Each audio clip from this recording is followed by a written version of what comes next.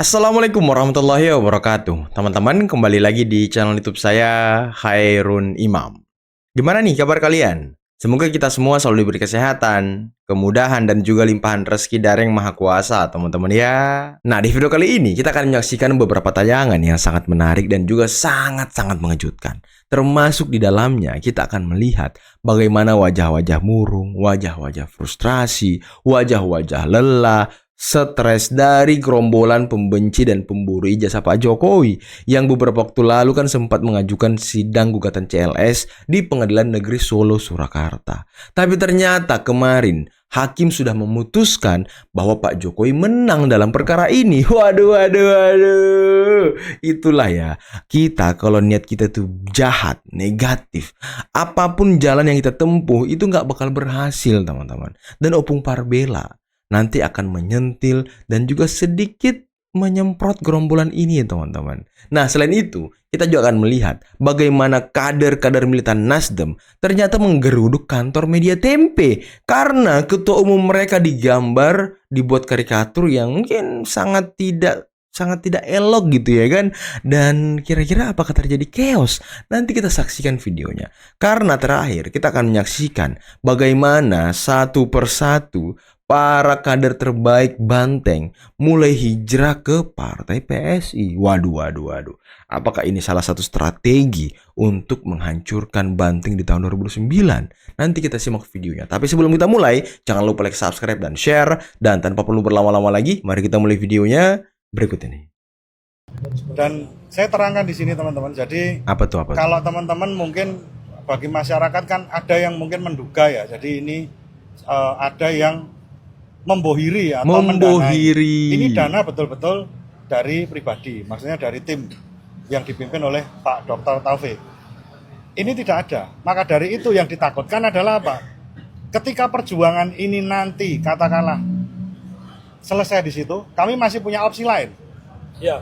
Jadi kami bisa banding, kami melanjutkan, atau kami akan gugat lagi.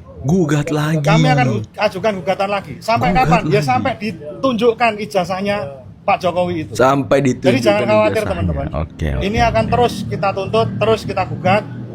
Dan itu tidak akan selesai kalau ijazahnya Pak Jokowi tidak ditunjukkan ke publik. Karena yang kita kemarin lihat sendiri di persidangan, Pak Jokowi, dari pihak Pak Jokowi saja kita lihat, mereka hanya membantah masalah KKN saja. Padahal ijazah itu tidak hanya serta-merta, oh kalau orang KKN pasti mendapat ijazah, pasti lulus. Belum tentu. Gawat ada yang juga orang KKN ini. tapi tidak lulus, ada yang KKN tapi tidak melanjutkan, itu kan banyak. Maka dari itu ini juga sebuah pernyataan. Ini kan kita belum lihat putusannya seperti apa. Ditolak. Yang jelas, apapun putusannya kami tidak kaget. Tidak mau kaget. diterima, mau ditolak, yang namanya perjuangan tetap harus dilanjutkan. Iya. Yang namanya perjuangan harus tetap dilanjutkan. Tapi kok muka bapak tadi udah mulai stres tuh, udah mulai murung tuh. Kenapa tuh? Hah? Apakah sudah ada feeling yang jelek, feeling yang buruk? Dan dia tadi bilang, iya Pak Jokowi harus ditunjukkan ke publik. Pak Jokowi udah ngomong, ini kalau udah P21 yang di Polda Metro itu, beliau akan membawa seluruh ijazahnya dan ditunjukkan ke publik. Karena disitulah forumnya. Ya kalau CLS-CLSan ini kan, ya kayak mana ijazah Pak Jokowi disita sama polisi. Dan coba tanya sama peneliti abal-abal Anda itu. Dia kan sudah melihat ijazah Pak Jokowi yang ditunjukkan di Polda Metro Jaya saat gelar perkara khusus. Nah coba tanya sama mereka tuh. Atau tanya sama Rismon. Nah bisa juga tuh tanya sama Rismon, biar jelas. Sidang CLS yang memperkarakan ijazah Bapak Joko Widodo, di mana penggugatnya adalah Muhammad Taufik dan teman-temannya yang masih satu lingkaran dengan Roy Suryo, gugatan mereka hari ini ditolak. Kasihan sekali. Ditolak biar tahu kalian. Dan eksepsi dari para tergugat yang diterima oleh hakim. Dari Bapak Joko Widodo, dari KPU, begitu juga dari dari Kepolisian Republik Indonesia, dari UGM juga. Betul. Udah jelaskan sekarang Topik. Percuma kau bawa ijazahmu itu sama ijazah teman-temanmu. Ini ijazah kami. Ya, ini ijazah kami, tolong Rismon, tolong teliti dulu. Pede kali kau. Pede Malu kali. deh, kalah nih. Kalah.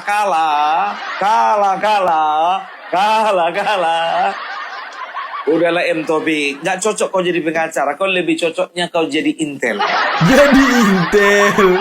Kan kemarin kan sudah kau buktikan kan kau jadi intel kan, ya? Yang kau itu kemarin kau investigasi Mulyono yang kau bilang itu dia itu apa namanya itu makler bus. Kernet bus.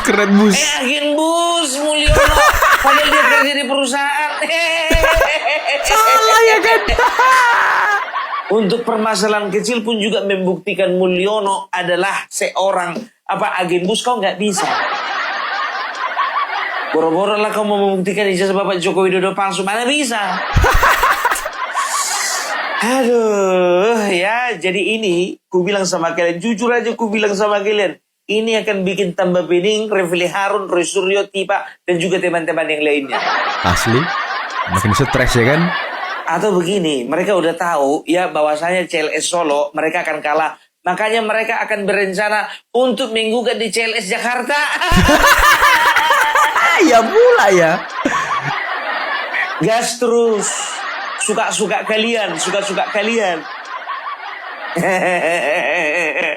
Aduh, kasihan amat ya. Ya, itu peristiwa pertama. Jadi ada 3 peristiwa nih sekarang. Nah, apa tuh, peristiwa Pung? kedua, Apa tuh? ya peristiwa Apa tuh? kedua, ya peristiwa kedua, ya hari ini Nasdem menggeruduk kantor Tempo. Karena apa? Karena memberitakan bahwasanya ya partai Nasdem sedang dijual. Waduh. Majalah Tempo membuat sebuah pemberitaan. Apalagi di bocor halus kemarin mengatakan bahwasanya ada pertemuan antara Bapak Prabowo dan juga Bapak Yusuf Kala. Bapak Surya Paloh ya. Teringat Yusuf Kala ya, ini apa namanya? Partai Nasdem akan akan diserahkan kepada Bapak Prabowo. Iya. Akan digabung, akan merger. Akan dipindah tangankan. Waduh. Alih. Aduh. Aku jujur aja ku bilang ya, dari kemarin ya, dari kontenku yang kemarin tadi malam, tadi pagi, ya sekarang ku pastikan sama kalian ya, nggak akan pernah mungkin sebuah partai dengan gampangnya dijual kepada orang lain. Nggak akan mungkin. Betul. Kalau koalisi mungkin, kalau dijual ya nggak mungkin lah. Emang kadang-kadang majalah Tempo ini jujur aja aku bilang suka kali bikin kegaduhan. Jadi digeruduk lah biar tahu kalian di demo lah ya kan sama kader partai Nasdem ya. Akhirnya mereka melakukan sebuah pertemuan dan di situ katanya majalah Tempo itu minta maaf. Tempo minta maaf. Kebiasaan dia tuh minta maaf mulu ya kan? Saya melihat Pak Prabowo lebih baik daripada kompetitornya saat itu. Buat teman-teman yang bikin acara kemarin itu, saya mau tanya, jadi menurut Anda, kalau kita sebetulnya salah ya memilih Prabowo, seharusnya kita pilih siapa ketika itu? Mau Anies, orang nomor 2-nya kan? Suara terbanyak kedua kan Anies. Suara paling rendah adalah Ganjar. Saya tidak akan memilih kedua orang itu, baik Anies maupun Ganjar. Kalaupun sekarang misalnya kita bisa katakan Prabowo itu lemah ternyata. Tidak seperti yang kita harapkan, tidak seperti yang kita bayangkan. Tapi, kalau saya harus memilih di antara ketiga itu sekarang diulang lagi, saya tetap akan pilih Prabowo. Karena saya nggak percaya sama kedua orang itu. Misal, saya minta maaf nih, kalau dengan Anies, saya nggak percaya dengan Anies. Sama sekali nggak percaya. Maaf ya buat para pendukung Anies. Saya nggak, sejak apa yang terjadi di Jakarta 2016-2017 itu, nggak mungkin lah saya milih Pak Anies itu sebagai, Bung Anies itu sebagai Presiden Indonesia. Kedua adalah, kalau Ganjar, bukan Ganjarnya. Saya dulu pendukung Ganjar kok. Tapi ada PDIP di belakangnya. Dan PDIP itu menurut saya sangat berbahaya buat Indonesia. Berbahayanya apa? Mungkin itu perlu satu podcast sendiri lagi. Nanti ya. Waduh. Balik ke yang kasus Saiful Mujani tadi Pak. Kalau dari informasi orang-orang di sekitar Pak Hasan gitu, ada nggak bocoran soal gimana sih Pak Prabowo ini merespons ketika mengetahui ada nih akademisi yang ingin menggulingkan kekuasaan gitu? Pasti sedih dan kecewa. kemarin di pidato kan kita lihat juga beliau kelihatan kecewa kan. Ya walaupun beliau bilang ya boleh ini segala macam, tapi lewat jalur, tapi itu kan ya tampak kecewa kan. Beliau lagi ngebangun nih, Betul. lagi menjalankan bekerja. sumpahnya kan. Beliau disumpah nih, lagi menjalankan sumpahnya, lagi memenuhi kewajiban sesuai dengan sumpahnya, sesuai dengan program yang ditawarkan kepada masyarakat dan program dia yang dipilih oleh masyarakat. Lagi jalan tuh direcokin dan mau diancam digulingkan, itu kan ancaman. Threat itu ancaman. Kalau antara negara, ancaman-ancaman itu sudah berakhir dengan rudal tuh, preemptive action, preemptive strike. Sebelum diserang nyerang duluan. Tapi kan pemerintah nggak begitu. Jadi kalau saya melihat dari sisi pemerintah wajar lah kecewa. Lagi ngebangun baik-baik. Terus kemudian tiba-tiba ada isu ini. Isu dari mana? Ada kepentingan apa? Atau kepentingan siapa? Kok nggak sabar sampai pemilu 2029? Kepentingan siapa? Yang dibawa itu kepentingan siapa? Kepentingan rakyat? Rakyat yang banyak apa rakyat yang sedikit? Atau jangan-jangan kepentingan kalian 20 orang itu aja? Betul, kepentingan 20 orang. 19 orang. 19 orang, kan 20 sama berapa? Iya. Gitu. Baik. Waduh, dilempar ya kan. Nasdem punya 14 juta suara. Nasdem punya 14 juta suara, tetapi Tempo menganggap Nasdem sebagai PT, dan ini sangat mencederai kita. Nasdem adalah partai politik yang 14 juta suara masyarakat Indonesia menaruhkan harapan besar kepada Nasdem. Menaruhkan harapan besar kepada Nasdem bagaimana mensejahterakan rakyatnya, bagaimana mensejahterakan Indonesia. Kami ingin menyambangi saudara kami, rekan-rekan dari Tempo, rekan-rekan jurnalis yang menjadi pilar demokrasi. Katanya dia juga merasa ada yang kurang tepat dalam kaedah-kaedah jurnalistik yang hari ini Tempo tayangkan kepada publik. Kita tak ingin Tempo menjadi media gosip yang digosok makin sip.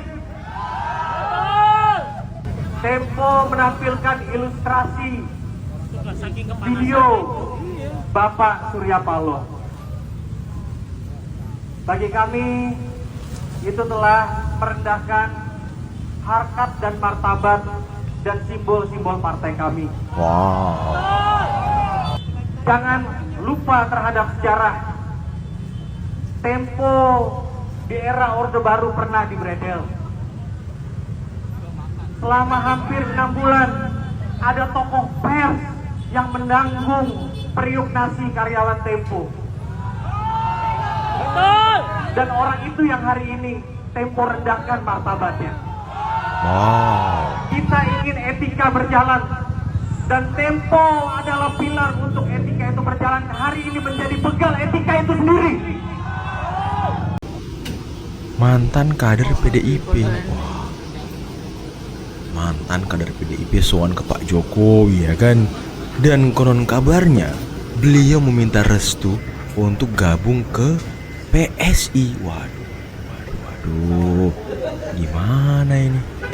Ada Bang Bil nih. Ada Mas Agri tuh. Wih, apa-apaan ini? Nggak ngajak-ngajak ya kan? Saya dari Ketua Lembaga Adat Kidung, Kalimantan Utara, Kaltim. Jadi saya dengan satu tekad, soal ke beliau ingin memperkuat PSI untuk Kalimantan dan Tanah Tidung di Kaltara.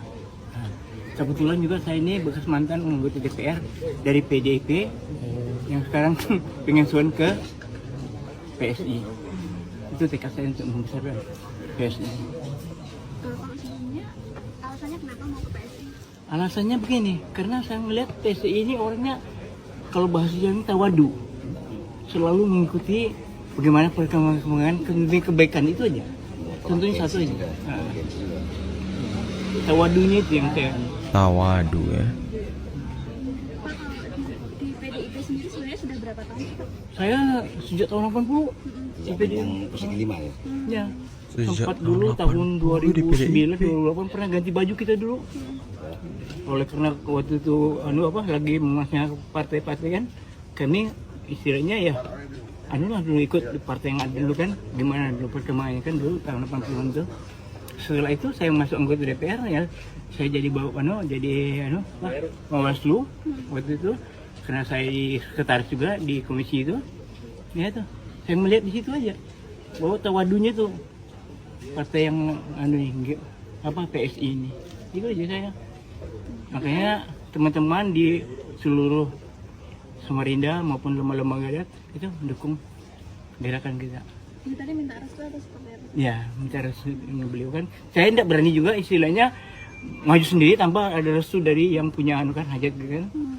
Tidak mau saya menjaga kayak gitu. Ya, kan? Tiba-tiba saya nanti muncul sana, tiba-tiba ada apa kan, tidak enak saya kan. Betul. Kalau saya usul, tapi alhamdulillah respon beliau udah sangat baik. Positif ya. Terakhir jabatannya apa Pak? Ya insya Allah nanti mungkin kalau saya di sana nanti, saya dengan ponakan saya nanti akan megang itu PS di sana. Dan saya sudah menyediakan juga lahan untuk kantor-kantor di sana.